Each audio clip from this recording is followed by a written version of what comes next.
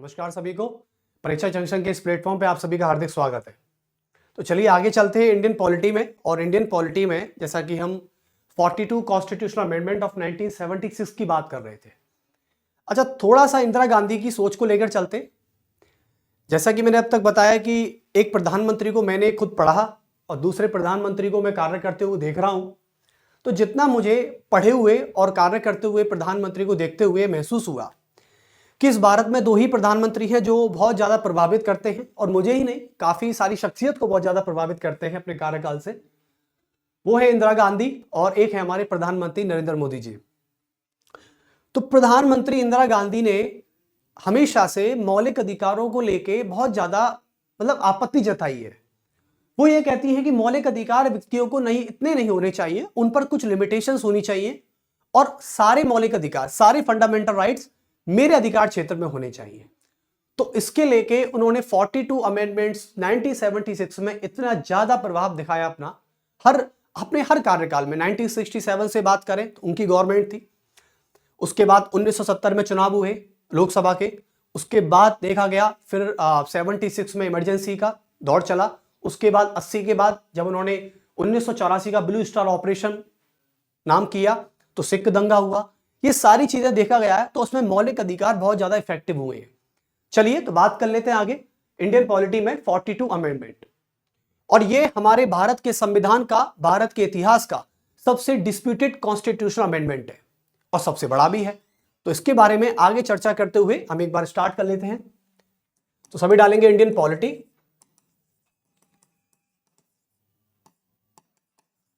और Indian polity में है आपका 42 कॉन्स्टिट्यूशनल अमेंडमेंट ऑफ 1976।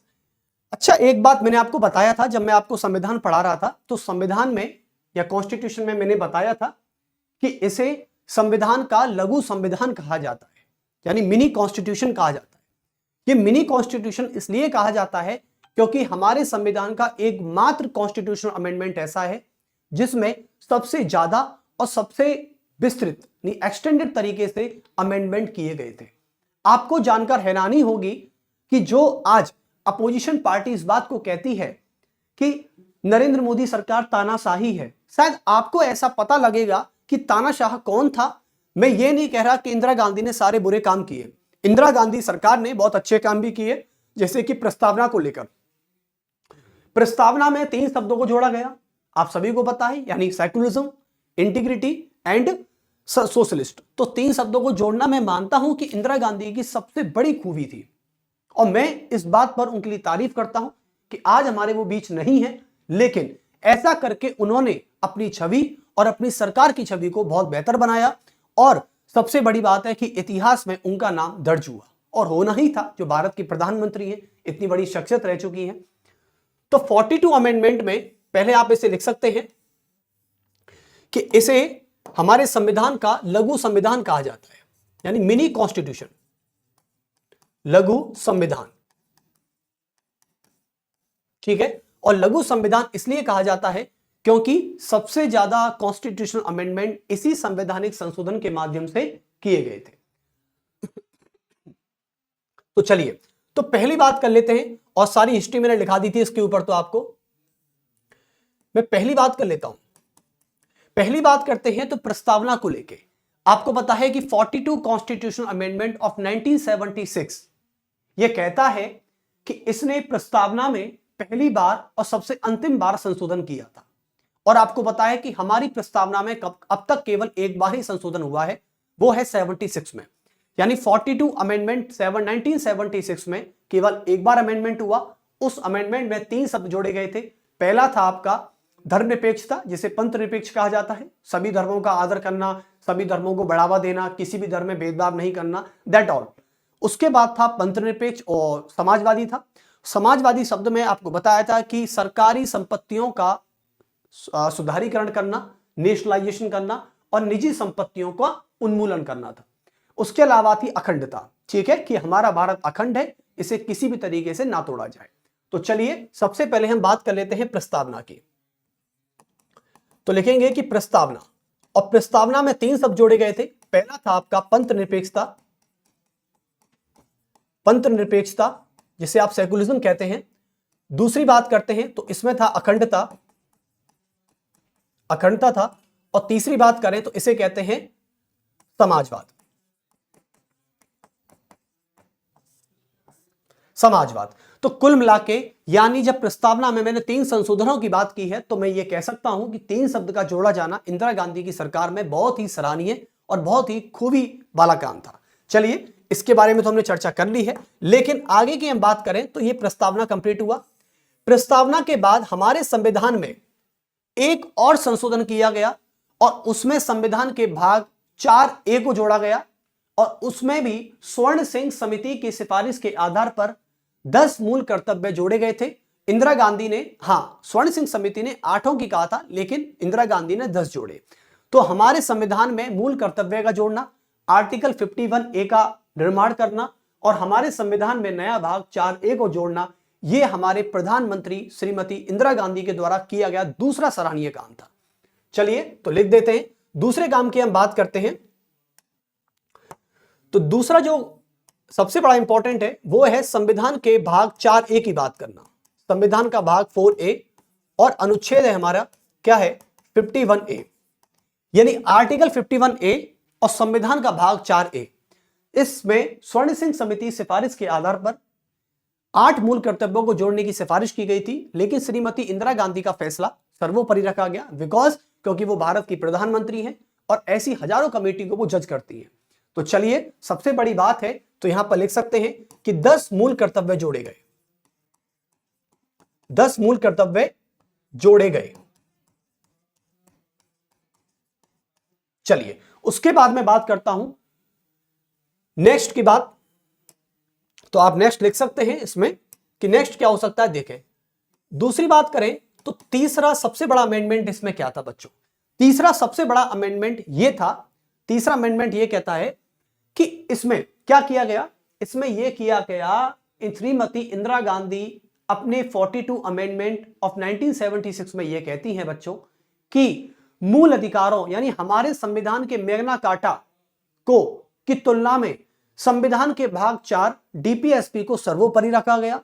और सर्वोपरि रखने का मतलब है कि मूल अधिकार की तुलना में डीपीएसपी सर्वाधिक ऊंचा है, ऊंचा स्थान रखता है। और ऊंचा स्थान रखने के बजाय यदि हम डीपीएसपी से जुड़ा कोई भी कानून बनाते हैं, यदि डीपीएसपी से जुड़ा संसद कोई भी कानून बनाती है तो इसे इस आधार पर चुनौती नहीं दी जा सकती कि यह मूल अधिकारों को सीमित करता है। यानी कुल मिलाकर श्रीमती इंदिरा गांधी कह रही है यदि डीपीएसपी को के लेकर हम कोई भी कानून बनाते हैं और उसमें मूल अधिकारों की हानि होती है तो मूल अधिकारों की हानि होने दें। आपको बताया था श्रीमती इंदिरा गांधी की सोच हमेशा फंडामेंटल राइट्स को लेकर हमेशा से ही अगेंस्ट रही है। श्रीमती इंदिरा गांधी नहीं चाहती थी कि मूल अधिकारों को इतना ज्यादा व्यापक और इतना ज्यादा बड़ा बनाया जाए, तो इसलिए ये मूल अधिकारों की शक्तियों को किसी न किसी तरीके से कम करने का प्रयास करती है। चलिए तो इसके बारे में लिख लेते हैं आप सभी पहले कि श्रीमती इंदिरा गांधी ने, लिखेंगे इस विधेयक में यानी इस बिल में या इस अमेंडमेंट में मूल अधिकारों को, इस अमेंडमेंट में मूल अधिकारों की तुलना में, मूल अधिकारों की तुलना में डीपीएसपी को सर्वोपरि रखा गया, सर्वोपरि रखा गया। और जब सर्वोपरि रखा जाता है तो आप लिख सकते हैं कि डीपीएसपी से बनाया गया कानून, डीपीएसपी से बनाया गया कानून या बनाया गया कानून, कानून को सुप्रीम कोर्ट में, कानून को सुप्रीम कोर्ट में इस आधार पर चुनौती नहीं दी जा सकती, इस आधार पर चुनौती नहीं दी जा सकती, इस आधार पर चुनौती नहीं दी जा सकती, नहीं दी जा सकती कि यह मूल अधिकारों को सीमित करता है, कि यह मूल अधिकारों को सीमित करता है।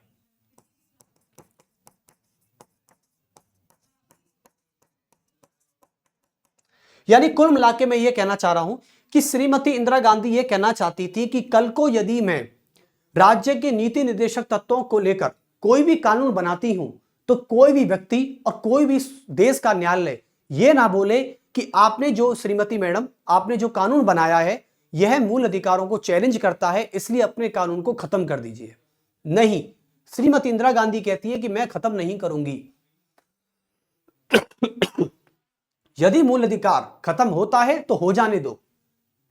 मैं देश की सामाजिक और आर्थिक प्रगति चाहती हूं, उसकी सोशली एंड इकोनॉमिकली प्रोग्रेस चाहती हूं, तो इसलिए यदि मुझे मूल अधिकारों को भी कल को खत्म करना पड़े तो मैं इसके लिए राजी हूं। यह श्रीमती इंदिरा गांधी का बयान है। यानी कुल मिलाकर वो इस बिल में यही कहना चाहती हैं, जितना मैं समझ पाया, और शायद मैं अच्छा ही समझ पाया और अच्छा कन्विंस कर पाया आपको कि चलिए। तो इसलिए श्रीमती इंदिरा गांधी ने इस तरीके का बयान देकर यह साबित कर दिया कि मैं डीपीएसपी को लेकर कानून बनाना चाहती हूं। और आपको पता है कि 42 अमेंडमेंट ऑफ 1976 में हमारे संविधान के भाग 4 में कुछ अनुच्छेदों को जोड़ा गया, जिसमें कौन से अनुच्छेद थे बात कर लेते हैं। जैसे कि पहली बात की गई थी, श्रीमती इंदिरा गांधी ने बोला कि मैं बच्चों के लिए नए यानी बच्चों के लिए जो हेल्थ केयर डिपार्टमेंट होता है उसमें सुधार करना चाहती हूं और उनके लिए हेल्थ फैसिलिटी बढ़ाना चाहती हूं। यानी बच्चों के लिए स्वास्थ्य विकास के अवसर, उनकी हेल्थ डेवलपमेंट को बढ़ाना और उनके लिए फैसिलिटी देना। तो आप लिख सकते हैं कि बच्चों को स्वस्थ विकास के अवसर, बच्चों को स्वस्थ विकास के अवसर, स्वस्थ विकास के अवसर, स्वस्थ विकास के अवसर एवं और सुविधाएं उपलब्ध कराना।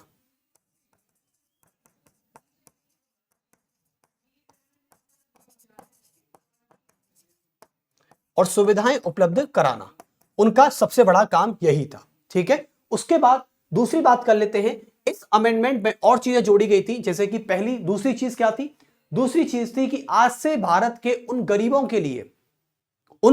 के लिए जिनके साथ अन्याय हो रहा है, यानी समान न्याय को बढ़ावा देते हुए और न्यायिक समानता को बढ़ावा देते हुए श्रीमती इंदिरा गांधी ने गरीबों के लिए निःशुल्क विधिक सहायता कर दी। क्या कर दी? निःशुल्क विधिक सहायता। इसे कहते हैं फ्री लीगल हेल्प, निःशुल्क विधि सहायता। यानी आज से हमारी सरकार उन गरीबों को निःशुल्क सहायता, विधि सहायता देगी जो वास्तव में जिनके साथ अन्याय हुआ है, लेकिन वो कोर्ट जाकर महंगी महंगी फीसों के तले दब ना जाएं और उनके साथ कहीं इस देश में अन्याय नहीं हो रहा है। ठीक है, यानी न्याय ही मिलनी चाहिए। यानी सुनिश्चित न्याय की स्थापना के लिए यदि गरीबों को आप फ्री लीगल सर्विस भी दे देते हो ना, तो इसमें कहीं कोई बुराई नहीं है।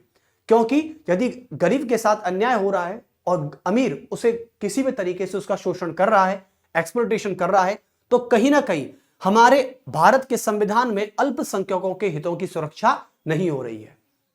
और हमारा संविधान इस बात की इजाजत कभी नहीं देता कि आप मेजॉरिटी के द्वारा माइनॉरिटी का शोषण किया जाए। क्योंकि जिस देश के संविधान में बहुसंख्यक, जिस दिन अल्पसंख्यक का शोषण करने का अधिकार संविधान ने दे दिया, उस दिन हमारे संविधान का अल्पसंख्यक कभी भी संविधान का सम्मान नहीं करेगा। और जिस देश में संविधान का सम्मान नहीं होता, वो देश हमेशा उस देश का संविधान एक सफल संविधान नहीं होता। आप समझ गए ना कि यदि हमारे संविधान ने हमको यह बोल दिया कि कल को हिंदू मेजॉरिटी सारी माइनॉरिटी का शोषण करे, तो याद रखना माइनॉरिटी उस दिन से, चाहे वो दलित है, चाहे वो मुसलमान है, कोई भी हो, उस दिन से माइनॉरिटी संविधान का सम्मान करना छोड़ देगी। और जिस दिन माइनॉरिटी ने संविधान का सम्मान करना छोड़ दिया, उस देश का संविधान कभी सफल नहीं हो सकता। ये बहुत बड़ा इतिहास लेकर का है, क्योंकि हमारे संविधान को राष्ट्रीय विरासत या राष्ट्रीय आंदोलन से निकले गए मूल्य के आधार पर लिखा गया है। तो बहुत अच्छी बात है निःशुल्क विधिक सहायता। लेकिन उसके बाद और भी चीजें जोड़ी गई थी। और क्या चीज थी? यानी और हमारे डीपीएसपी में कुछ अनुच्छेद और जोड़े गए थे। जैसे कि एक अनुच्छेद ये जोड़ा 39 में, एक ये जोड़ा गया, और एक आता है दूसरा पर्यावरण और जीवों की सुरक्षा। लिख सकते हैं आप कि पर्यावरण यानी एनवायरमेंट, पर्यावरण एवं वनों की सुरक्षा, वनों की सुरक्षा जोड़ी गई। ठीक है, ये बहुत अच्छी बात है। चलिए, और एक चीज और जोड़ी गई इसमें, मैं आपको बता देना चाहता हूं। निःशुल्क विधिक सहायता थी, पर्यावरण वनों की सुरक्षा थी, और बच्चों के स्वास्थ्य विकास के अवसर थे। अब आते हैं 42 अमेंडमेंट ऑफ 1976 में चौथा अमेंडमेंट क्या हुआ था? चौथा अमेंडमेंट यह था कि राष्ट्रपति यानी प्रधानमंत्री और मंत्री परिषद के द्वारा दी गई सलाह। बच्चों आपको मैं बता दूं, आपको मैंने साथ आर्टिकल 74 सब क्लॉज 1 कराया था। आर्टिकल 74 सब क्लॉज 1 यह कहता है कि प्रधानमंत्री और राष्ट्रपति के द्वारा दी गई सलाह राष्ट्रपति को बाध्यकारी बनाती है। लेकिन इसके अलावा मैं एक चीज और बता दूं कि राष्ट्रपति हालांकि अपनी संघ की कार्यपालिका का अध्यक्ष होता है, लेकिन वह संघ की कार्यपालिका का नाममात्र का अध्यक्ष होता है और राष्ट्रपति अपनी संघ की कार्यपालिका की शक्तियों का निर्वहन करने के लिए प्रधानमंत्री और उसकी पूरी मंत्रिपरिषद की सलाह से कार्य करेगा। यह बात बोली गई है आर्टिकल 74 में, और 74 में यही बात है कि राष्ट्रपति जो देश का राजा है, जो ब्रिटेन के राज पद्धति के समान माना जाता है, हमारे देश का राष्ट्रपति यदि अपनी किसी भी पावर का प्रयोग करने जा रहा है तो वो प्रधानमंत्री और मंत्रिपरिषद की सलाह पर ही कार्य करेगा। यह बात आर्टिकल 74 में कही गई है, 74 सब क्लॉज 1 में कही गई है। यह बात कब इंदिरा गांधी ने किस तरीके से बोली मैं आपको बता देना चाहता हूं। देखिए, तो आर्टिकल 74 में यह बात कही गई है। चौथे प्रावधान की मैं बात करता हूं आपसे, तो चौथा प्रावधान यह कहता है कि प्रधानमंत्री यानी प्राइम मिनिस्टर, प्रधानमंत्री तथा मंत्रिपरिषद के द्वारा राष्ट्रपति को दी गई सलाह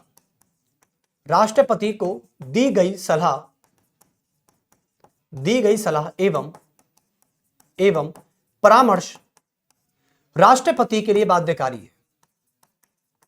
राष्ट्रपति के लिए बाध्यकारी है।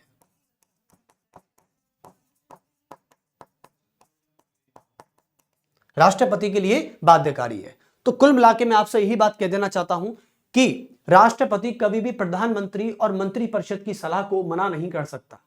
हां, हालांकि उस पर पुनर्विचार कर सकता है। यह बात अगले अमेंडमेंट में कही गई जनता सरकार के द्वारा। लेकिन श्रीमती इंदिरा गांधी यह कहती थी, यदि मैं प्रधानमंत्री बतौर किसी राष्ट्रपति को सलाह दे रही हूं, चाहे वो संवैधानिक है चाहे वो असंवैधानिक है, उसको राष्ट्रपति मानेगा ही मानेगा। बताइए, अब ये कहां की इंसाफी है कि यदि कोई प्रधानमंत्री असंवैधानिक सलाह दे रहा है राष्ट्रपति को किसी काम के करने की, तो राष्ट्रपति उसे माने? ये कहां की इंसाफी है? आप बताइए। हां, कोई संवैधानिक सलाह दी जा रही है, कोई जनता के कल्याण के हेतु सलाह दी जा रही है, तो मान सकते हैं कि राष्ट्रपति उस सलाह को नहीं मान रहा है, तो इसमें राष्ट्रपति की गलती है, तो प्रधानमंत्री को इस पर एक्शन लेना चाहिए। लेकिन असंवैधानिक सलाह दे रही हूं मैं, तो राष्ट्रपति नहीं मानेगा, तो राष्ट्रपति दंड का भोगी है। यह बात गलत है। इसका मतलब असली तानाशाही मुझे यहां दिख रही थी, सच में बता रहा हूं, और असली तानाशाही मुझे यहां भी दिख रही थी। ये दोनों काम ऐसे थे जिसमें इंदिरा गांधी की झलक और इंदिरा गांधी के उस रूप को देख सकते हैं जो आपने शायद कभी देखा ही ना हो, लेकिन कभी इंदिरा गांधी को पढ़ना जरूर। यदि आपको किसी भारत के प्रधानमंत्री के बारे में पढ़ना है तो सबसे पहले इंदिरा गांधी को उठाना। नेहरू को उठा सकते हैं क्योंकि नेहरू हमारे भारत के पहले प्रधानमंत्री थे, लेकिन उसके बाद उठाओ तो इंदिरा गांधी को उठा लेना, पीवी नरसिम्हा राव को उठा लेना, चौधरी चरण सिंह को उठा लेना, क्योंकि चौधरी चरण सिंह भारत रत्न है, पीवी नरसिम्हा राव भारत रत्न है, इनको उठा लेना। चलिए, तो सब चलो भैया, राष्ट्रपति के लिए बाध्यकारी बना दी, ठीक है। अब पांचवा प्रावधान उनका यह कहता है, इंदिरा गांधी अपने 1976 में ये अमेंडमेंट लाती है। उनकी सरकार ये कहना चाहती है कि पांचवा अमेंडमेंट क्या हो सकता है। पांचवा अमेंडमेंट ये है कि संविधान यानी संसद के द्वारा किया गया संवैधानिक संशोधन अधिनियम को सुप्रीम कोर्ट और राज्य की किसी भी हाई कोर्ट में चुनौती नहीं दी जा सकती। आप सोच रहे हैं, सुप्रीम कोर्ट को जब डॉक्टर भीमराव अंबेडकर ने संविधान लिख रहे थे और जब संविधान लागू हुआ था तो 1950 के संविधान में यह साफ साफ लिखा गया है कि सुप्रीम कोर्ट को संविधान का गार्डियन कहा जाता है। Supreme court is that guardian of the Indian constitution. लेकिन जो संविधान का गार्डियन है उसी से 1976 में यह कहा गया कि हम संविधान में चाहे संवैधानिक संशोधन करें चाहे असंवैधानिक संशोधन करें, सुप्रीम कोर्ट इस पर अपना जुडिशियल रिव्यू नहीं दे सकता। यानी सुप्रीम कोर्ट केवल क्या बना दिया, एक गूंगा व्यक्ति बना दिया, एक उंगलियों के इशारे पर नाचने वाला बॉडी बना दिया, जो ये गलत है कि इंदिरा गांधी की सरकार ये करना चाहती थी।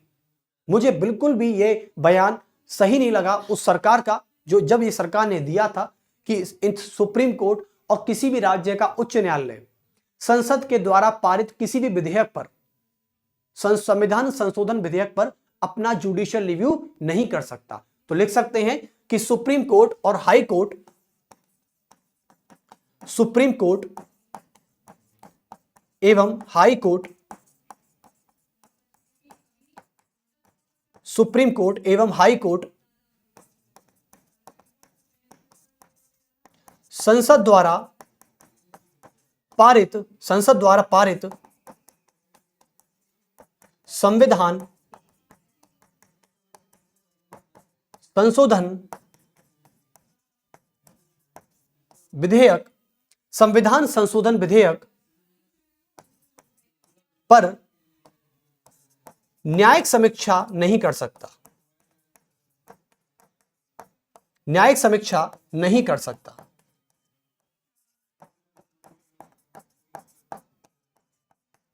और आपको मैं बता दूं कि न्यायिक समीक्षा की शक्ति सुप्रीम कोर्ट की एक आत्मा के समान शक्ति है। यदि आपने किसी भी उच्च न्यायालय से या किसी भी या उस भारत की सुप्रीम कोर्ट से न्यायिक समीक्षा की शक्ति को छीन लिया ना जिस दिन, उस दिन हमारे भारत का सुप्रीम कोर्ट एक अपंग सुप्रीम कोर्ट माना जाएगा। हालांकि मैं कोड ऑफ कंटेम्प्ट नहीं कर रहा हूं, मैं कोड ऑफ कंटेम्प्ट नहीं कर रहा हूं सुप्रीम कोर्ट पर, लेकिन मैं बताने जा रहा हूं कि जिस दिन भारत की सुप्रीम कोर्ट से और किसी भी राज्य के हाई कोर्ट से आपने जुडिशियल रिव्यू का पावर छीन लिया, उस दिन हमारे देश की न्यायालय एक अपंग न्यायालय मानी जाएगी। और देश की न्यायालय जब अपंग न्यायालय मानी जाती है और संसद पावरफुल हो जाती है, तो याद रखना ब्रिटेन जैसा हाल होता है। हमारे ब्रिटेन का संविधान इतना लचीला और संसद इतनी पावरफुल है कि ब्रिटेन का प्रधानमंत्री कोई भी काम कर सकता है दुनिया के अपने देश में। ब्रिटेन का प्रधानमंत्री अपने देश में कोई भी काम कर सकता है, लेकिन वो एक काम नहीं कर सकता कि वो फीमेल को मेल और मेल को फीमेल नहीं बना सकता। बाकी ब्रिटेन की संसद इतनी पावरफुल है और ब्रिटेन के सुप्रीम कोर्ट को इतना अपंग बना दिया है वहां की संसद ने कि वो बस ये देखता ही रहता है, ताड़ता ही रहता है। ताड़ते रह जाओगे। जैसे आज आप किसी को पसंद करते हो तो केवल आप उसे देखते ही हो, लेकिन आप कुछ कर नहीं पाते। क्यों? क्योंकि आपके अंदर वो कॉन्फिडेंस नहीं है, आपके अंदर वो शॉल नहीं है, आपके अंदर वो एक कहते हैं सीक्रेटिव रोमांस वाली जो चीज होती है वो इंसान के अंदर जब नहीं होती तो इंसान दूसरे से बात करने में घबराता है। वो ये सोचता है कि मैं बात करने गया, कहीं मान लो इसने लापड़ी मार दिया मुझ में। तो आज भी कई सारे ऐसे लड़के हैं जो लड़कियों से बात करने में बहुत घबराते हैं। क्यों? क्योंकि उस लड़के के अंदर जो बेसिक चीज होनी चाहिए थी अन्य से बात करने की, अजनबियों से पहचान बनाने की, वो उसके अंदर है ही नहीं। इसलिए आज के टाइम पे यही हो रहा है लड़कों का हाल कि वो करते तो हैं, पसंद तो करते हैं, लेकिन बात नहीं कर पा रहे हैं। हेजिटेशन हो रही है सर, घबराहट हो रही है, नंबर कैसे मांगे सर। तो ये आज का सबसे बड़ा मुद्दा है हमारे लड़कों का। तो उनके लिए, सभी के लिए मैं सिंपैथी जाहिर करता हूं और मैं आशा करता हूं कि आपके अंदर वो एक हिम्मत आए, एक आत्मविश्वास हो कि आप किसी अजनबी को अपना पहचान या बना सके। तो इसलिए सुप्रीम कोर्ट के अंदर जो कॉन्फिडेंस आता है वो जुडिशियल रिव्यू से आता है बच्चों। और जिस दिन जुडिशियल रिव्यू की पावर सुप्रीम कोर्ट से हट गई, उस दिन सुप्रीम कोर्ट को आप ये देख लेना कि मानना ही मत। समझे? तो चलिए, छठवीं बात मैं आपको बताना चाहूंगा कि छठवां अमेंडमेंट क्या कहता है।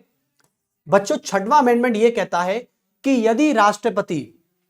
यदि संसद संविधान संशोधन विधेयक को पारित कर देती है और वह सहमति के लिए राष्ट्रपति के पास जाता है, तो राष्ट्रपति कभी भी उस पर अपना पुनर्विचार नहीं कर सकता, यानी सहमति देने के लिए बाध्य है।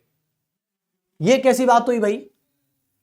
यह कैसी बात हुई? मेरे समझ में यह नहीं आ रहा कि राष्ट्रपति कब, मान लो आपने कोई इंदिरा गांधी सरकार या कोई भी सरकार, आज की सरकार, यदि आज की नरेंद्र मोदी जी सरकार कोई संविधान में संशोधन करती है और संविधान में संशोधन हुआ है असंवैधानिक तरीके से और राष्ट्रपति उस पर साइन करने के लिए बाध्य है, यह कैसी इंसाफी है?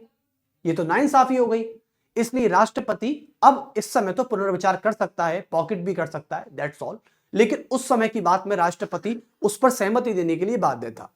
ठीक है, तो लिखें या ना लिखें वो एक ही बात है, ये इसमें कनेक्ट हो जाता है। चलिए, तो 5 अमेंडमेंट हुए हमारे 1976 में, लेकिन इसके बाद जो महाभूचाल आया, इंदिरा गांधी की सरकार तुरंत गिर गई राष्ट्रपति शासन के बाद। और हां, इसमें एक और किया गया था, इसमें संसद एवं राज्य विधानसभाओं, इसमें संसद एवं राज्य विधानसभाओं के कार्यकाल को बढ़ाकर राज्य विधानसभाओं के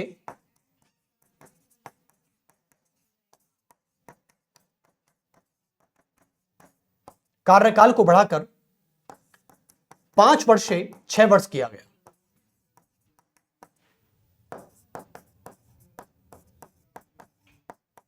छह वर्ष कर दिया गया। बताइए, ये हमारे संसद की, यानी एक्चुअली में ये स्टेटमेंट मुझे ऐसे जाहिर कर रहा है जैसे कि संसद कितनी बड़ी हो गई है। और आपको बता दूं, हमारे संविधान के विधिवेत्ता, राजनीतिक विशेषज्ञ एन ए पालकीवाला ये बोलते हैं कि श्रीमती इंदिरा गांधी ने जो संसद और राज्य की विधानसभाओं के कार्यकाल को 5 से 6 वर्ष बढ़ा दिया था, उसको मैं संसद की सर्वोच्चता कहता हूं। और संसद की सर्वोच्चता का मतलब है कि संसद बड़ी है, संविधान छोटा है। और आज से श्रीमती इंदिरा गांधी ये कहना चाह रही हैं अपनी संसद की सर्वोच्चता को स्थापित करके कि संसद जो है वो संसद संविधान के ऊपर है और संविधान संसद के अधीन है। यानी कब से हमारे भारत का संविधान संसद के अधीन हो गया, बल्कि हमारे भारत का संविधान तो संसद से बड़ा होना चाहिए था। एन ए पालकीवाल ने कुल मिला के इंदिरा गांधी की आलोचना की थी इस आधार पर। ठीक है, यानी श्रीमती इंदिरा गांधी इस समय संसद की सर्वोच्चता को साबित करना चाहती हैं अपने हित के लिए। खैर, ये गलत था, तो इसलिए मैं इंदिरा गांधी के द्वारा इस किए गए कार्य का भी विरोध करता हूं, लेकिन मैं 2 कार्य का समर्थन करता हूं। वो है आपका पहला 1 और वो है आपका पहला 2। केवल 2 ही काम। हां, इस आधार पर हम थोड़ी बात कर सकते हैं, थोड़ी सी बात कर सकते हैं, क्योंकि ये भी ठीक थे, किसी को आप फ्री लीगल सर्विस दे रहे हो गरीबों के लिए तो इट्स अ बेटर नाउ, बहुत अच्छी बात है। अब बच्चों के लिए सुविधाएं दे रहे हो ताकि जो जन्मजात बच्चे होते हैं वो जल्दी अपंगता के कारण, किसी बीमारी के कारण जल्दी मर जाते हैं क्योंकि उनकी फैसिलिटी नहीं मिलती, तो ये भी मैं अच्छी देता हूं बात, बहुत अच्छी बात है। चलिए, 3 कामों की मैं इंदिरा गांधी के द्वारा किए गए कार्यों की सराहना करता हूं। Then I am happy, then I was happy, मैं खुश होता यदि इंदिरा गांधी के समय के कार्यकाल को देख पाता, लेकिन मुझे दुखी भी उतना ही होना पड़ता जितना इंदिरा गांधी के द्वारा किए गए कामों की वजह से था। खैर, अब मैं बात करते हैं आगे। अब साहब एक सरकार आती है, जनता दल की सरकार। 1976 के बाद यह हुआ बच्चों कि 1976 के बाद इंदिरा गांधी की सरकार गिर गई। इंदिरा गांधी की जो गवर्नमेंट थी, अब इंदिरा गांधी की गवर्नमेंट जो डाउन हो गई, और इंदिरा गांधी की गवर्नमेंट की डाउन होने के बाद, जिसे आज आप भारतीय जनता पार्टी के नाम से जानते हैं, पहले बीजेपी का नाम था जेपी, जनता पार्टी, जनता दल। जनता दल की सरकार आती है मोरारजी देसाई के नेतृत्व में, और मोरारजी देसाई 1977 में भारत के तत्कालिक प्रधानमंत्री बनते हैं। चलिए, तो इंदिरा गांधी की सरकार डाउन हुई, और इसका कारण बच्चों ये था, इसका कारण यह था, क्या था? राष्ट्रीय आपातकाल। और राष्ट्रीय आपातकाल, मैं मानता हूं कि हमारे संविधान ने राष्ट्रीय आपातकाल की व्यवस्था की है, राष्ट्रीय आपातकाल की पूरी व्यवस्था की है, यह बात सही है बिल्कुल। लेकिन यदि कोई भी सरकार असंवैधानिक तरीके से राष्ट्रीय आपातकाल लगाएगी तो उसको जनता बर्दाश्त नहीं कर सकती। यानी यह राष्ट्रीय आपातकाल आंतरिक अशांति के आधार पर लगाया गया था, आंतरिक अशांति के आधार पर लगाया गया था, और आंतरिक अशांति पूरी तरह अवैध घोषित हुई थी। क्या हुई थी? पूरी तरह अवैध, ये इलीगल इमरजेंसी थी। अब बताइए, कोई भी प्रधानमंत्री जनता के सामने वो गैर कानूनी काम कर रहा है और जनता केवल देखती रहे, जनता आपको बार बार जिताए, ये असंभव है भाई साहब, ये ऐसा नहीं हो सकता। मैं आज की बात भी कर लूं, यदि आज के प्रधानमंत्री संविधान को लेकर असंवैधानिक काम कर रहे हैं और जनता से ये आशा करते हैं कि जनता मुझे ही वोट देगी, तो ये गलत है। हालांकि ऐसा अभी तक हुआ नहीं है इन 10 सालों में, लेकिन प्रधानमंत्री नरेंद्र मोदी के द्वारा किए गए जितने भी संवैधानिक कार्य हैं उनकी मैं सराहना करता हूं, और उनका सम्मान भी करते हैं। चलिए, तो इलीगल थी, इसलिए इंदिरा गांधी की सरकार को डाउन होना पड़ा और इंदिरा गांधी के बाद next prime minister Morarji Desai 1977 में भारत के प्रधानमंत्री बनते हैं मोरारजी देसाई। मोरारजी देसाई। मुझे कोई 1977 के डेप्यूटी प्राइम मिनिस्टर का नाम बता सकता है? देखो, भारत में उप प्रधानमंत्री का पद नहीं होता, मैं आपको बता दूं। भारत में कोई भी पद, भारत का संविधान में उप प्रधानमंत्री का पद नहीं होता, लेकिन उप प्रधानमंत्री का पद इसलिए बना जाता है क्योंकि किसी व्यक्ति की गरिमा को देखते हुए, किसी भी व्यक्ति की प्रतिष्ठा को देखते हुए। चलिए, तो 1977 में मोरारजी देसाई बतौर भारत के प्रधानमंत्री थे और उस समय उप प्रधानमंत्री का नाम था जगजीवन राम और चौधरी चरण सिंह। ठीक है, ओके। तो 1977 में मोरारजी देसाई की जो सरकार थी, मोरारजी देसाई की सरकार ने इंदिरा गांधी के समय हुए 42वें संवैधानिक संशोधन अधिनियम 1976 में जो भी आपत्तिजनक बातें थी उन सबको हटाया, उन सबको हटाया। देखो, मोरारजी देसाई हमारे भारत के बहुत अच्छे प्रधानमंत्री रहे जब तक रहे, लेकिन अल्पमत की सरकार थी। अल्पमत की सरकार ज्यादा समय तक चल नहीं पाती है, टिक नहीं पाती है, गिर गई। अब जब सरकार गिरी गई तो एक बात सोचना कि मोरारजी देसाई इंदिरा गांधी की एंटी पार्टी थे, जनता दल से थे, श्रीमती इंदिरा गांधी कांग्रेस पार्टी की थी। ठीक है, तो कांग्रेस पार्टी और जेपी, आज के टाइम पे कांग्रेस और बीजेपी, इंदिरा गांधी के द्वारा किए गए जितने भी बुरे काम थे उनको हटाया, अच्छे कामों को नहीं हटाया। यह मोरारजी देसाई का बहुत बड़ा बड़प्पन है। उन्होंने बोला कि हम संसद में 44वां संवैधानिक संशोधन विधेयक 1978 इसलिए ला रहे हैं ताकि हम 42वें संवैधानिक संशोधन 1976 में के माध्यम से इंदिरा गांधी के द्वारा किए गए आपत्तिजनक संशोधनों को हटाना चाहते हैं, उनमें सुधार करना चाहते हैं। चलिए, तो एक बार लिख लेते हैं।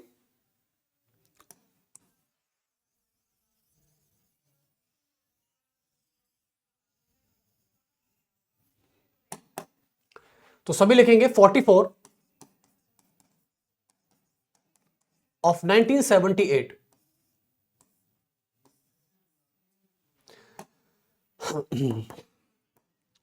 Forty four 1978। तो इसका उद्देश्य क्या था, पहले आप लिख लीजिए सभी। तो बच्चों, इसका उद्देश्य यानी इसका पर्पस जो था वो ये था कि इस विधेयक को इसलिए पेश किया गया ताकि श्रीमती इंदिरा गांधी के द्वारा 42वें संवैधानिक संशोधन अधिनियम 1976 में के द्वारा किए गए सभी आपत्तिजनक प्रावधानों को हटाया जाना। तो लिख देना कि इसका उद्देश्य था कि 42 कॉन्स्टिट्यूशनल अमेंडमेंट ऑफ 1976 के माध्यम से किए गए सभी आपत्तिजनक संशोधनों को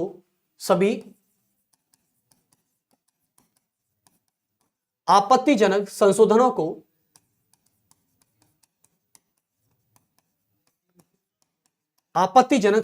को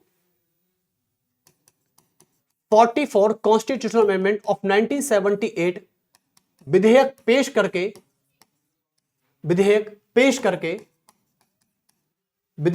करके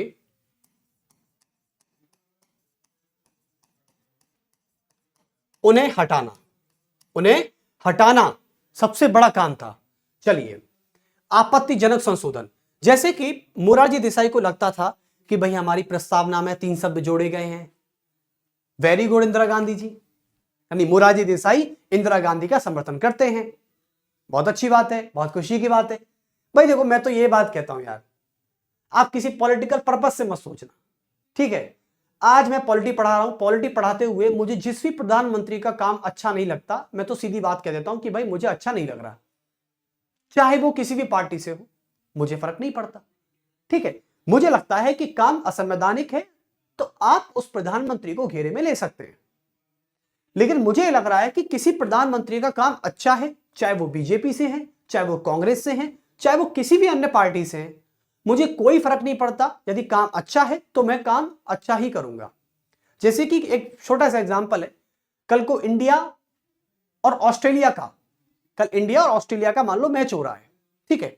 अब ऑस्ट्रेलिया में रिकी पॉन्टिंग, स्मिथ अच्छा खेल रहा है, ठीक है, तो हम तारीफ करते हैं ना, लेकिन तारीफ करने का मतलब ये थोड़ी ना है कि हम इंडिया का समर्थन नहीं करते, यानी हम ऑस्ट्रेलिया के रिकी पॉन्टिंग का भी समर्थन कर सकते हैं। तो कुल मिला के यानी मैं किसी पार्टी का समर्थन ना करके मैं बतौर प्रधानमंत्री के द्वारा किए गए कार्य का समर्थन और उसका समर्थन नहीं कर सकता। दोनों बातें मैं बता दे चुका हूं, ठीक है। चलिए, तो मोरारजी देसाई इंदिरा गांधी के द्वारा प्रस्तावना में किए गए संशोधनों की तारीफ करते हैं, तो प्रस्तावना में कोई चेंज नहीं होता है इस अमेंडमेंट्स में, पहली बात। दूसरा, वह मूल कर्तव्यों की बात करते हैं। मोरारजी देसाई कहते हैं कि इंदिरा गांधी ने संविधान के भाग 4 में 4A जोड़ा और आर्टिकल 51A जोड़ा, तो इंदिरा गांधी के द्वारा इस किए गए काम की मैं समर्थन करता हूं और मैं सराहना करता हूं। तो चलिए, इन दो बातों को छोड़ के मोरारजी देसाई बतौर प्रधानमंत्री ने इंदिरा गांधी के द्वारा किए गए सभी कामों को निरस्त किया और खत्म किया। तो चलिए पहली बात कर लेते हैं। पहला काम हुआ था, पहला काम क्या हुआ बताइए। देखो, पहला काम यह होता है कि सबसे पहले प्रस्तावना और फंडामेंटल ड्यूटीज को छोड़ दें। तो दूसरा जो काम किया इन्होंने, सबसे पहला काम किया कि इन्होंने मूल अधिकारों को लेके क्या किया, मूल अधिकारों को लेके, यानी इन्होंने बोला कि राष्ट्रीय आपातकाल के समय सारे मूल अधिकार निरस्त माने जाएंगे केवल अनुच्छेद 20 और 21 को छोड़कर। तो लिख देंगे कि राष्ट्रीय आपातकाल के समय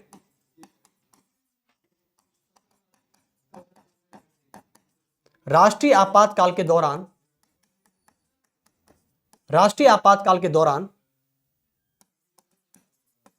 सभी मूल अधिकार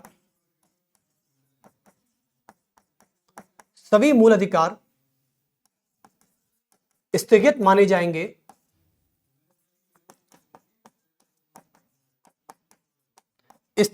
जाएंगे,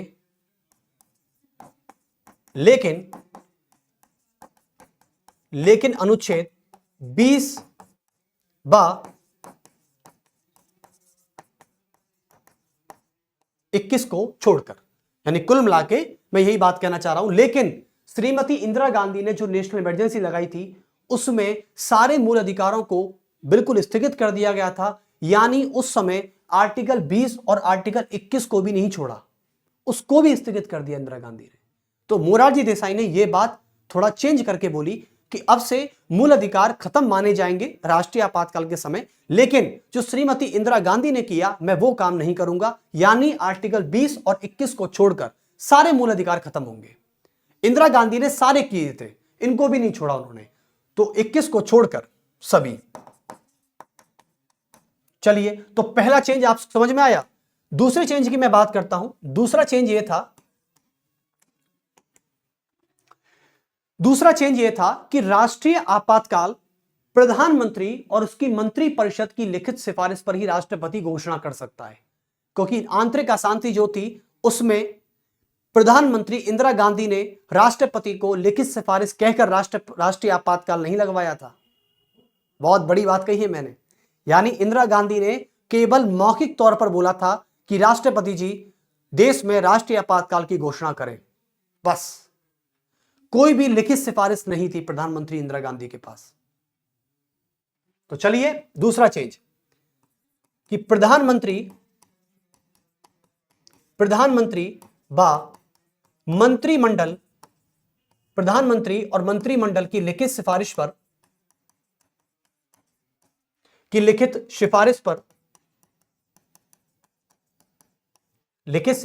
ही राष्ट्रपति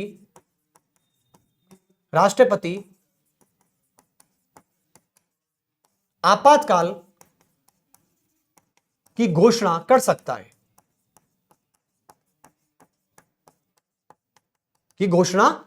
है, और जब प्रधानमंत्री ने लिखित सिफारिश दे दी है और राष्ट्रपति ने राष्ट्रीय आपातकाल की घोषणा कर दी है, तो राष्ट्रपति के द्वारा आपातकाल की घोषणा की तारीख से एक माह के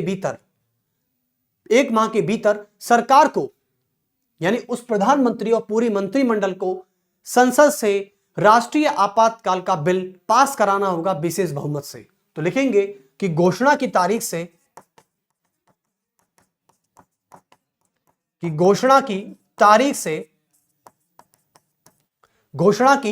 से 1 माह के भीतर, विद इन 1 मंथ, 1 माह के भीतर इसे संसद से अनुमोदित कराना आवश्यक है। संसद से अनुमोदित कराना यानी विशेष बहुमत,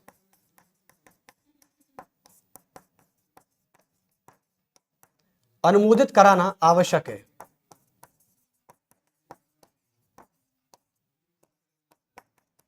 चलिए ओके। और लोकसभा, और यदि इस राष्ट्रीय आपातकाल को बढ़ाना है तो प्रति 6 माह के बाद इसको अनुमोदित करना आवश्यक होगा। याद रखना, नेशनल इमरजेंसी को हर 6 महीने के बाद बढ़ाया जा सकता है, हर 6 महीने के बाद। और यदि राष्ट्रीय आपातकाल को खत्म करना है तो राष्ट्रपति की अनुमति आवश्यक नहीं है, लोकसभा इसे साधारण बहुमत से भी खत्म कर सकती है। चलिए, उसके अलावा मैं तीसरे प्रावधान की बात करता हूं कि मोरारजी देसाई के समय तीसरे प्रावधान की क्या बात थी। आपको पता है कि इंदिरा गांधी ने संसद और राज्य विधानसभाओं के कार्यकाल को 5 से 6 वर्ष किया था, इन्होंने 6 से 5 कर दिया। तो लिख देंगे कि संसद, आप लिख सकते हैं कि संसद एवं राज्य विधानसभाओं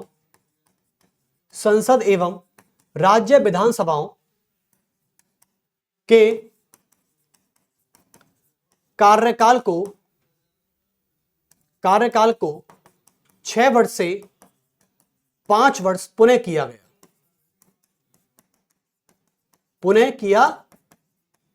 गया। यानी तीसरा काम यह कर दिया। सारे उल्टे काम हो रहे हैं। उसके अलावा हम बात करते हैं चौथे काम की, कि इस अमेंडमेंट में चौथा काम और क्या हुआ था, बताइए। सुप्रीम कोर्ट और हाई कोर्ट्स को संवैधानिक संशोधन विधेयक पर न्यायिक समीक्षा करने की शक्ति को पुनः बहाल किया गया। तो लिख सकते हैं कि सुप्रीम कोर्ट ऑफ इंडिया, यानी सुप्रीम कोर्ट एवं उच्च न्यायालयों को संवैधानिक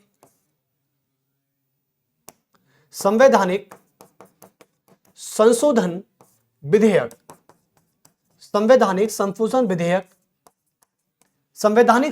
विधेयक पर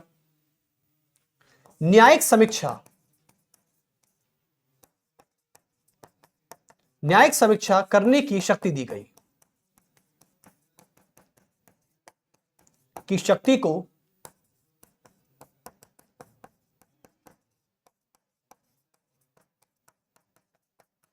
पुनः बहाल किया गया। चौथा काम यह था। पांचवें काम की बात करें तो मोरारजी देसाई के द्वारा पांचवें काम यह था कि राष्ट्रपति यानी प्रधानमंत्री और मंत्रिमंडल के द्वारा राष्ट्रपति को जो दी गई सलाह होती है, जो राष्ट्रपति को बाध्यकारी बना दी गई थी 1976 में, अब उसे 1978 में यह था कि यदि राष्ट्रपति को प्राइम मिनिस्टर की कोई भी सलाह पसंद नहीं आती है तो वो उसे एक बार के लिए सस्पेंशन कर सकता है, एक बार के लिए। यदि प्रधानमंत्री सस्पेंशन के बाद भी दोबारा वही सलाह देता है राष्ट्रपति को, तो राष्ट्रपति को वह सलाह माननी ही पड़ती है। तो लिख सकते हैं इस बात को। पांचवा काम क्या था? पांचवा काम यह था कि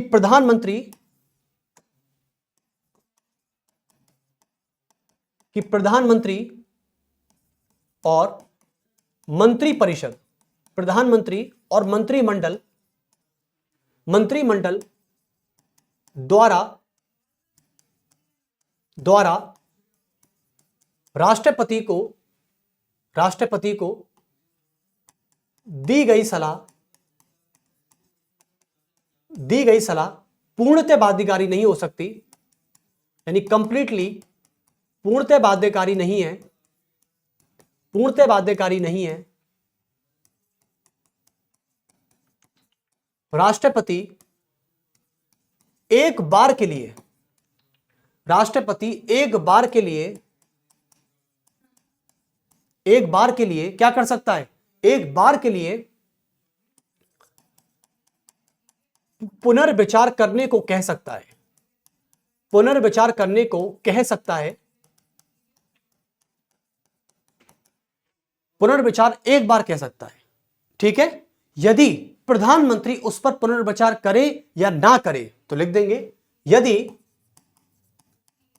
यदि पीएम प्लस सीओएम यानी प्राइम मिनिस्टर और काउंसिल ऑफ मिनिस्टर, यदि पीएम प्लस सीओएम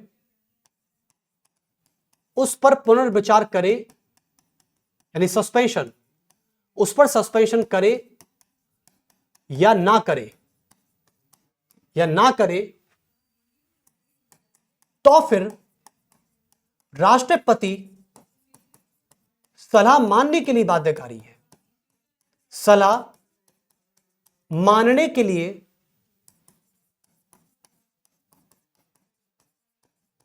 बाध्यकारी है। चलिए, बहुत अच्छी बात। तो यह था पांचवा प्रावधान जो 78 में किया गया था। ये दो बड़े अमेंडमेंट हैं बच्चों, और एग्जाम में जरूर आ सकते हैं। याद रखना, मैं आज लिख के बोल दे रहा हूं आपसे कि यदि उसका अमेंडमेंट से दिमाग घूमा तो अमेंडमेंट में वो आपको नहीं छोड़ेगा। 42 और 44 लिख के ले लो, आज बोल रहा हूं इस मंच से। उसके बाद हम बात करते हैं नेक्स्ट। देखो आज के टाइम पे, ठीक है, तो आज के टाइम पे ये है कि आपको आपके जो अंदर दिल की बात कहीं नहीं रखनी है, यानी आपको हमेशा अपनी बातों को कह देना है। ठीक है, जिससे आपका दिल का बोझ और मन का बोझ हल्का रहे। इसलिए मैं कह रहा हूं कि हमेशा अपनी रणनीति, अपनी स्ट्रेटेजी, अपनी कूटनीति के साथ काम करें। जैसे चाणक्य भी कहते हैं कि किसी भी चीज को पाने के लिए यदि आप साम, दाम, दंड और भेद का नीति का प्रयोग करते हैं तो आप उस चीज को पा ही लेते हैं। यह आचार्य चाणक्य, हमारे विष्णुगुप्त कौटिल्य ने कहा है कि किसी भी चीज को पाने के लिए साम, दाम, दंड, भेद। साम का मतलब होता है किसी को प्यार से मनाना, किसी को बहला फुसलाकर जो भी मैनिपुलेट करना, लाइक दैट। एंड दाम का मतलब होता है किसी को धन के लालच में देकर उसे अपना बना लेना। भेद का मतलब होता है फूट डालना, फूट डालकर किसी को अपना बना लेना। ठीक है, और दंड का मतलब होता है किसी को दंड देकर अपना बनाना। ठीक है, मैं तो चाहता हूं कि आप दाम का प्रयोग भी ना करें, आप भेद का भी प्रयोग ना करें, आप दंड का भी प्रयोग ना करें, क्योंकि मोहब्बत और प्यार एक ऐसी चीज है जिसे साम से ही मनाया जा सकता है। तो आप किसी से प्यार कर, बहला फुसलाकर ये नहीं कि आप उसे कहीं उल्टा सीधा बोलाओ। बहला फुसलाकर का मतलब है कि आप उसे अपनी हकीकत से रूबरू कराओ। जो भी है प्यार से मनवाइए। किसी को दाम, हाँ दाम उस चीज में काम आता है जहां पर आपको लगता है कि दाम यहां पर चलेगा। ठीक है, ये वाली बात है। जैसे कि मान लो लड़की के बाप ने बोला कि भाई सरकारी नौकरी है, बच्चे ने बोला कि नहीं अंकल अभी तो हम तैयारी कर रहे हैं, तो जाओ सरकारी नौकरी लगा के आना फिर रिश्ता मांगने आना। तो ये यहां पर दाम काम आएगा। यहां पर अब जो बच्चा वो सरकारी नौकरी लगाकर आएगा, उस लड़की के बाप से बोलेगा कि हाँ आपने बोला था ना कि सरकारी नौकरी पर लग के आओ तब हमारा बेटी का रिश्ता मांगना। ठीक है, हम हाजिर हुए।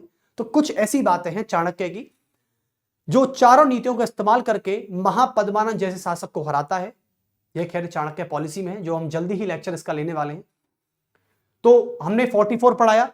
1978 के बाद एक महत्वपूर्ण अमेंडमेंट होता है। अब तो बहुत छोटे छोटे हैं, घबराने वाली बात नहीं है, अब तसल्ली से बैठ जाइए। एक अमेंडमेंट हुआ, उसका नाम बता देना चाहता हूं, 73 constitutional amendment of 1992। PV Narasimha Rao सरकार ने किया गया था। पीवी नरसिम्हा राव सरकार ने यह साबित करके बता दिया कि इतने सालों की मेहनत आज काम आई, आज रंग लाई है। और पीवी नरसिम्हा राव, जिनको अभी पिछले वर्ष ही भारत रत्न दिया गया है, पीवी नरसिम्हा राव सरकार ने 73 कॉन्स्टिट्यूशनल अमेंडमेंट 1992 करके सभी पंचायतों को, यानी सभी पंचायती स्थानीय शासनों को संवैधानिक दर्जा प्रदान किया। आप लिख सकते हैं कि इसमें क्या किया गया था। इसमें बच्चों सबसे बड़ी बात यह थी कि पहला पॉइंट यह था कि संविधान का नया भाग जोड़ा गया। इसमें संविधान का नया भाग, और संविधान में एक नया भाग जोड़ा 9। ओके, दूसरे काम की हम बात करें तो दूसरा काम यह था कि राजीव गांधी सरकार के समय से, राजीव गांधी गवर्नमेंट के समय से ही और मोरारजी देसाई गवर्नमेंट के समय से ही पंचायतों को लेकर ज्यादा काम चल रहा था, लेकिन इनको संवैधानिक दर्जा नहीं मिल पाया क्योंकि कहीं ना कहीं से राज्यसभा, कहीं लोकसभा, ठीक है, किसी प्रधानमंत्री की सरकार डाउन हो जाना, राजीव गांधी का बम ब्लास्ट दुर्घटना में मर जाना, मृत्यु हो जाना, ये सारे काम ऐसे ऐसे हो रहे थे कि किसी ना किसी तरीके से पंचायतों को संवैधानिक दर्जा नहीं मिल रहा था। लेकिन फाइनली पीवी नरसिम्हा राव सरकार ने यह काम करके दिखाया और एक मजबूत सरकार थी। तो पीवी राव सिम्हा जो सरकार थी उसमें इसमें भाग 9 में 16 अनुच्छेदों को जोड़ा गया। कितने? 16 अनुच्छेदों को जोड़ा गया, पहली बात। उसके बाद 16 अनुच्छेदों के साथ भाग 9 था, सही है, 16 अनुच्छेद थे और 16 अनुच्छेदों के साथ इसमें 29 विषय, कितने? 29 विषयों को डाला गया, ठीक है। और दूसरा काम बता सकता हूं इसमें यह था कि पंचायतों को शक्तियां, उनके अधिकार, पंचायतों को शक्तियां, उनके अधिकार और उनके गठन की शक्ति प्रदान कर संवैधानिक दर्जा दिया गया। संवैधानिक दर्जा दिया गया। संवैधानिक दर्जा दिया गया। चलिए, तो ये था। अब बात कर लेते हैं 74 की। 74 constitution amendment of 1992। 74 constitution amendment of 1992 भी पीवी नरसिम्हा राव सरकार में हुआ और यह शहरों के लिए और महानगरों के लिए, किसके लिए? शहरों और महानगरों के लिए इसमें क्या डाला गया? नगर पालिकाएं और नगर निगम जैसी संस्थाओं का गठन किया गया। यानी शहरीय स्थानीय शासन, जिसे कहते हैं अर्बन गवर्नमेंट, जिसमें आप महापौर चेयरमैन की बात करते हैं, वही है। तो चलिए, और इसमें सबसे बड़ी बात है कि इसे संविधान के नए भाग 9A में जोड़ा गया।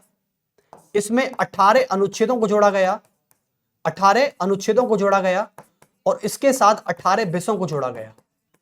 18 विषयों को, ये वो विषय हैं बच्चों, 18 और 29 विषय, ये वो विषय हैं कि 29 विषयों पर कानून बनाने का अधिकार पंचायत को है। यानी गांव की जो 29 जो विषय होते हैं, जैसे कि नाली वगैरह सफाई कराना, सड़कें बनवा देना, खेतों का ध्यान रखना, ठीक है, पानी का ध्यान रखना, ऐसी कुछ लाइट्स की व्यवस्था करना, ये सारे 29 विषय उसमें आते हैं। इस पर कानून बनाने का अधिकार गांव के सरपंच को होता है, ठीक है, वो ग्राम सभा के माध्यम से कानून बना देता है, जो भी है। 18 विषय इस पर अर्बन बॉडी जो होती है, यानी शहरी जो निकाय होता है, वो इस पर कानून बनाता है। और संविधान के भाग 9A में जोड़ा गया और इसमें नगर पालिकाएं एवं नगर निगम, नगर पालिकाएं एवं नगर निगम के गठन की बात की गई, के शक्तियों की बात की गई, गठन, शक्तियों और अधिकार। इनको क्या दिया? इनको एक स्टेटस दे दिया। क्या दे दिया? एक स्टेटस दे दिया। चलिए, बहुत अच्छे। 73 और 74 में, बहुत अच्छे। आगे चलते हैं और एक अमेंडमेंट और आया, और एक अमेंडमेंट की हम बात करें तो 1992 के बाद जो अमेंडमेंट आया, मैं 97 की बात करना चाहता हूं आपसे। देखो 1992 के बाद और कौन सा अमेंडमेंट था इंपॉर्टेंट? मेरे हिसाब से मुझे लगता नहीं है कोई। चलिए, तो अब आते हैं 97 कॉन्स्टिट्यूशनल अमेंडमेंट ऑफ 2011। और 97 कॉन्स्टिट्यूशनल अमेंडमेंट 2011 क्या कहता है? 2011 यानी मनमोहन सिंह सरकार में आया। इससे पहले शायद मेरे हिसाब से 100वां था, नहीं 100वां नहीं, वो तो बाद में आएगा। 97 अमेंडमेंट 2011 मनमोहन सिंह सरकार में यह बात की गई कि आज से और अभी से, यानी इस संवैधानिक संशोधन के माध्यम से सहकारी समितियों को संवैधानिक दर्जा दिया गया और संविधान के नए भाग 9B में इसको डाला गया। ठीक है, चलिए तो लिख देते हैं एक बार कि इस संवैधानिक संशोधन से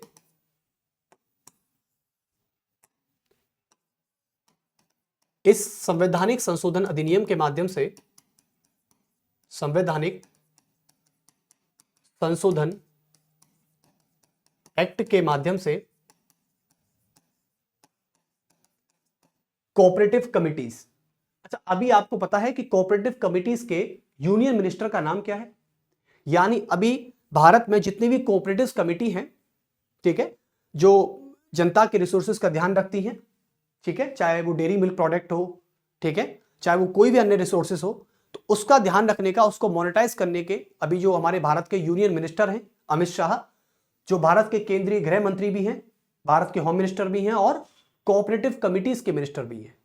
जब आपने कभी भी अमित शाह को लेक्चर देते हुए देखा होगा, कॉन्फ्रेंस करते देखा होगा, तो वहां पे लिखा होता है union minister for home affairs and cooperative committees. तो इस संवैधानिक संशोधन एक्ट के माध्यम से सहकारी समितियों को संवैधानिक दर्जा प्रदान किया गया। संवैधानिक दर्जा प्रदान किया गया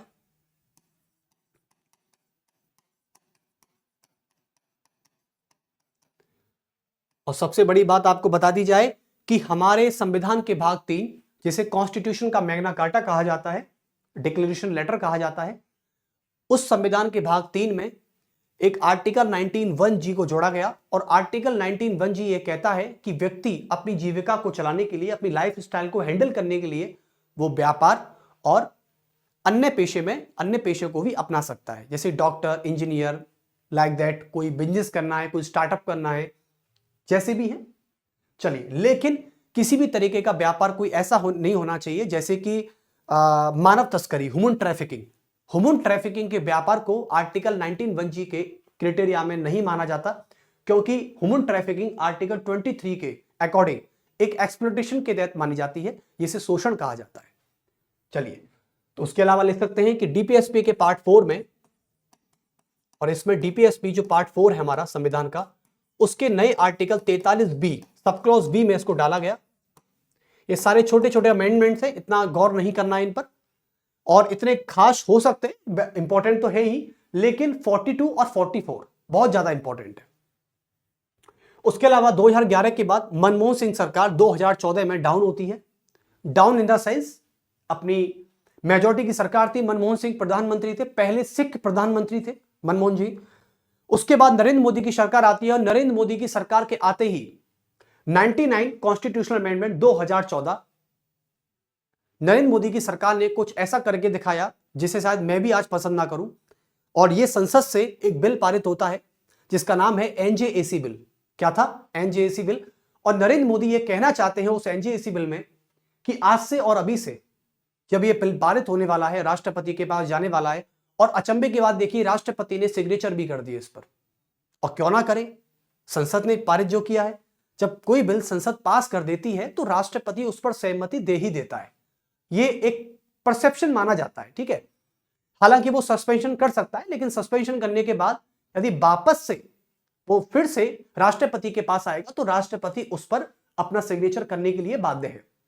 चलिए, राष्ट्रपति ने सिग्नेचर किए एनजेएसी बिल पर, लेकिन एनजेएसी बिल क्या कहता है कि नेशनल जुडिशियल अपॉइंटमेंट कमीशन, यानी आज से और अभी से इस कानून के माध्यम से इंडिया की जो जुडिशरी है, चाहे वो सुप्रीम कोर्ट है, चाहे वो हाई कोर्ट्स है, और चाहे वो डिस्ट्रिक्ट में आने वाले सबऑर्डिनेट कोर्ट है, किसी भी तरीके की किसी भी कोर्ट में जो भी कार्य होंगे, जजों की जो नियुक्ति होगी, यानी अपॉइंटमेंट ऑफ द जो जजेस हैं, उनका जो भी अपॉइंटमेंट होगा, उनका जो भी कार्य होगा, वो सरकार की निगरानी में किया जाएगा। और जबकि आपको पता है कि हमारा संविधान हमेशा जुडिशरी को इंडिपेंडेंट बनाता है। जब जुडिशरी इंडिपेंडेंट होगी तो जुडिशियल रिव्यू बेहतर तरीके से होगा। तो यही बात सुप्रीम कोर्ट ने इस आधार पर, यानी ये कि नरेंद्र मोदी सरकार के द्वारा किया गया यह संशोधन असंवैधानिक है, इसलिए भारत का सर्वोच्च न्यायालय इसे असंवैधानिक करार देता है, यानी घोषित करता है। और उस दिन 2015 में इस बिल को एक अनकॉन्स्टिट्यूशनली घोषित कर दिया गया और खत्म कर दिया गया। तो लिख सकते हैं 99 कॉन्स्टिट्यूशनल अमेंडमेंट। देखो कितनी बड़ी पावर है हमारे सुप्रीम कोर्ट की कि आज भी संसद से यदि कोई बिल पास हो जाता है तो उसको इस आधार पर चुनौती दी जा सकती है कि वह संवैधानिक है या असंवैधानिक। और सबसे बड़ी बात यह है कि भारत का आम नागरिक भी संसद के द्वारा पारित किसी भी बिल पर वो इस आधार पर सुप्रीम कोर्ट में जाके चैलेंज कर सकता है कि यह बिल असंवैधानिक है या संवैधानिक। और बतौर सुप्रीम कोर्ट अपने जुडिशियल पावर का यूज करके उस बिल की संवैधानिकता की जांच करता है। और फिर जैसे कि ईडब्ल्यूएस को लेके था, नरेंद्र मोदी सरकार ने ईडब्ल्यूएस बनाया, उसमें जनरल कैटेगरी के ईडब्ल्यूएस जो क्लास के लोग थे उनको मैक्सिमम से मैक्सिमम एजुकेशनल और गवर्नमेंट जो नौकरी है सरकारी नौकरियों में 10% रिजर्वेशन देने की बात कही थी। हालांकि सुप्रीम कोर्ट में कई सारे याचिकाएं आई, इस पर कई सारी पिटीशंस आई, लेकिन सुप्रीम कोर्ट ने वास्तव में फाइनली 2020 में जाकर जनहित याचिका वर्सेस यूनियन ऑफ इंडिया के जजमेंट में जाकर सुप्रीम कोर्ट ने यह बोला कि ईडब्ल्यूएस एक वैध है, यानी आर्थिक रूप से मिला गया आरक्षण लीगल माना गया। हालांकि संविधान में आर्थिक आधार पर आरक्षण की कोई व्यवस्था नहीं की जाती, यह संविधान आज तक कहता है हमारा। हालांकि कैसे किया गया वो सारी डिबेट हम अलग से बताएंगे। तो 99 अमेंडमेंट लिख सकते हैं, इसे 2 पॉइंट्स में खत्म करना है केवल।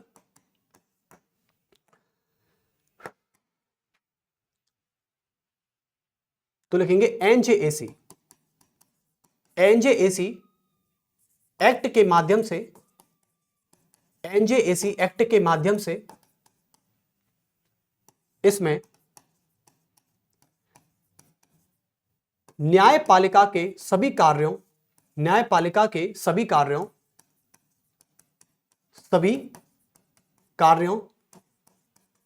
एवं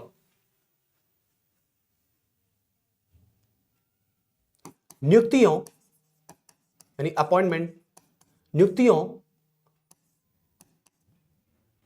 का अधिकार देखना था।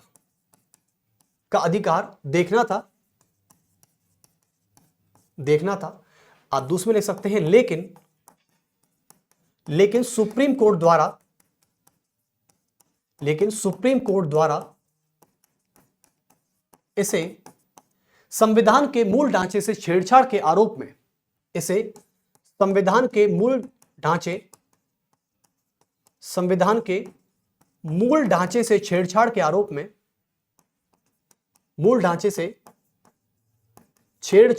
आरोप में असंवैधानिक करार दिया। असंवैधानिक घोषित किया। और असंवैधानिक घोषित कब किया था? 2015 में। चलिए, बहुत अच्छी बात। अब आते हैं 99 के बाद आता है आपका 101। लेकिन अब हम ये कल कराएंगे, और कल के मतलब इधर नेक्स्ट पार्ट में जब भी हमारा लेक्चर होगा पॉलिटी का, तो पॉलिटी के नेक्स्ट पार्ट में ये हम कराएंगे। और आगे के जो अमेंडमेंट्स है ज्यादा नहीं है, अब 101 बचा है आपका, 102 बचा है, 103 और 104 और 105, केवल 5 से 6 अमेंडमेंट्स आपके बाकी हैं। लेकिन ये चैप्टर अभी फिनिश नहीं होगा। इस चैप्टर में अभी 2 इंपॉर्टेंट टॉपिक और हैं, वो कराने के बाद जब तक हम पूरी तरह सेटिस्फाई नहीं हो जाते तब तक इस चैप्टर को नहीं छोड़ेंगे, क्योंकि ये चैप्टर अपने आप में बहुत इंपॉर्टेंट चैप्टर है। क्योंकि यहां से अमेंडमेंट्स पूछे जा सकते हैं, यहां से संसद द्वारा संविधान में किए गए संशोधनों के प्रकार पूछे जा सकते हैं, जैसे आप काइंड्स ऑफ अमेंडमेंट बोलते हैं, वो पूछे जा सकते हैं। उसके अलावा इसकी प्रोसेस पूछी जा सकती है। और यूपीएससी की बात करें तो यूपीएससी में बात ये कही जाती है कि इस पर एक टॉपिक्स बहुत इंपॉर्टेंट हो जाता है कि आज के यानी अब तक के भारत के संविधान में किए गए संशोधनों में भारत की राजनीति बताइए, यानी किस किस नेता ने अपनी कैसी कैसी राजनीति का प्रयोग किया है, किस परसेप्शन से किया है। यदि इंदिरा गांधी कॉन्स्टिट्यूशन में अमेंडमेंट कर रही थी तो वो कैसी पॉलिटिक्स कर रही थी, मैं ये भी बताने का प्रयास करूंगा यूजीसी नेट और यूपीएससी वालों के लिए। तो प्लीज अगले नेक्स्ट पार्ट तक का वेट करेंगे फिर आप। तो फिर मिलते हैं आपसे नेक्स्ट पार्ट में, और बेहतर है कि आप सभी खुश होंगे, बढ़िया होंगे। लेकिन सबसे इंपॉर्टेंट और लास्ट बात यह है कि लेक्चर को देखने के बाद प्लीज आप सभी रिव्यू दीजिएगा। मैं सारे रिव्यू देखता रहूंगा और उनका रेस्पॉन्स भी जरूर करूंगा। तो चलिए फिर मिलते हैं आपसे नेक्स्ट पार्ट में। सभी को मेरा बहुत बहुत नमस्कार, धन्यवाद।